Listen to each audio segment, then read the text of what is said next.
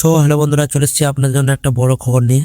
আজকে ভিডিওতে আমি আপনাদের দেখাবো যাদের এসআইআর ফাইনাল লিস্টে নাম উঠে গেছে কিন্তু এখনো যাদের আন্ডার অ্যাডজুডিকেশন দেখাচ্ছে তাদের জন্য একটা সাপ্লিমেন্টারি ভোটার লিস্ট আসতে চলেছে। সেটা কবে প্রকাশ হবে আমি আপনাদের এই ভিডিওতে জানাবো।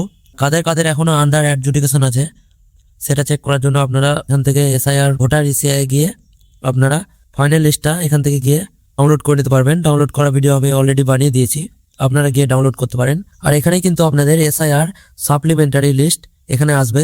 তো যখনই আসবে আমি আপনাদের জানিয়ে দেবো। তার আগে আমি দেখে নিই কীভাবে আপনাদের আন্ডার অ্যাডজুডিকেশন দেখাচ্ছে। তো আপনারা জাস্ট ডাউনলোডে ক্লিক করে নেবেন।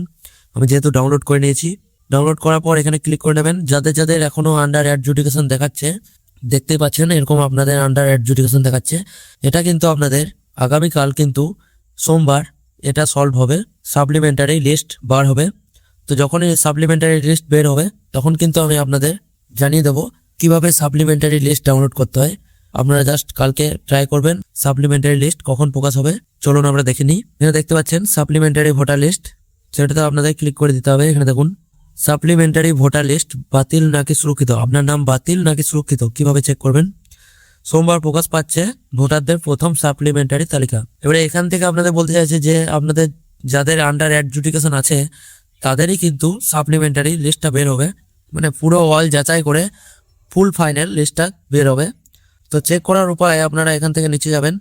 এখান থেকে দেখতে পাবেন রাজ্যে লক্ষ লক্ষ নাগরিকের ভোটার কার্ড নিয়ে চরম অনিশ্চয়তা তৈরি হয়েছিল, তার আংশিক অবসান হতে চলেছে। মানে যাদের প্রবলেম হচ্ছিল তাদের কিন্তু এটা সলভ হবে। তো সলভ হওয়ার জন্য টাইম দিয়ে দিয়েছে। এখানে দেখুন আগামীকাল সোমবার বিকেল 4টের সময় নির্বাচন কমিশনের তরফ থেকে এটি অত্যন্ত গুরুত্বপূর্ণ অতিরিক্ত সাপ্লিমেন্টারি ভোটার তালিকা প্রকাশ করা হবে। মানে আপনাদেরকে বলতে চাচ্ছি যে বিকেল 4টের পর কিন্তু এই লিস্টটা ঠিকভাবে প্রকাশ হবে। সো এখান থেকে আপনারা কিন্তু যাদের নাম বাদ গেছে, যাদের নাম ডিলিট হয়ে গেছে তাদের নামও দেখতে পাবেন।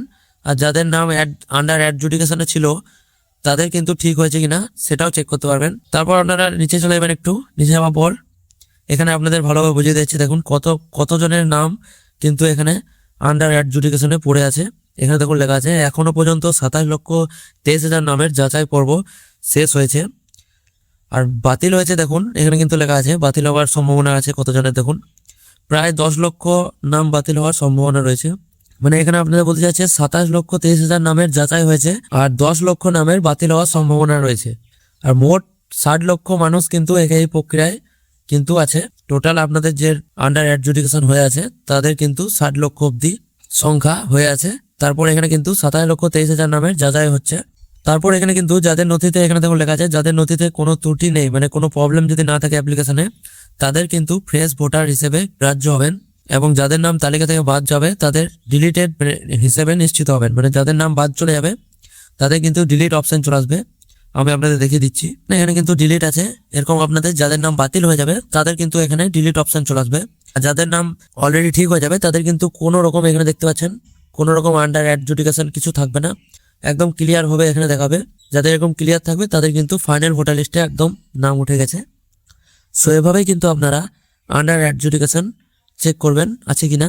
আর আগামীকাল কিন্তু সাপ্লিমেন্টারি ভোটার লিস্ট বের হবে। তো বের হওয়ার পর আমি আপনাদের জানিয়ে দেবো।